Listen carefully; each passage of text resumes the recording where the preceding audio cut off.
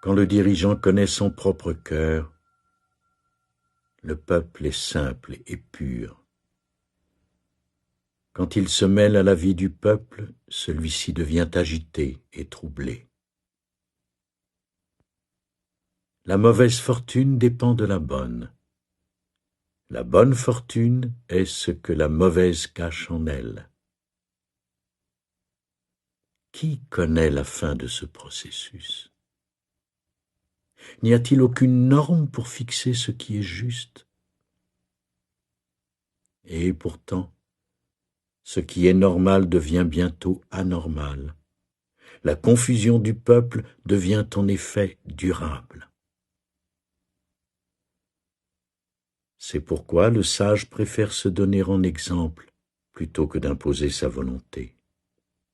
Il pointe, mais ne perce pas. Il redresse, mais n'interrompt pas. Il éclaire, mais n'éblouit pas.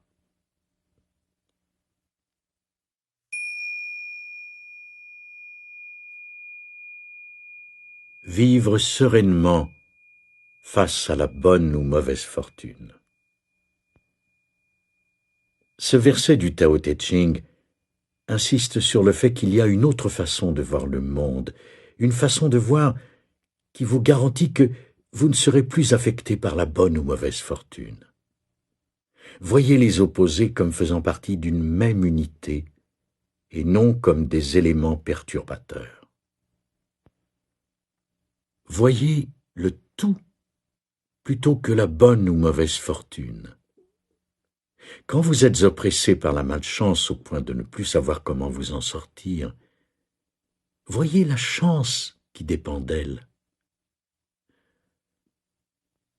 Gardez à l'esprit l'idée d'unité et vous trouverez un certain réconfort dans le fait que le jour vient toujours après la nuit.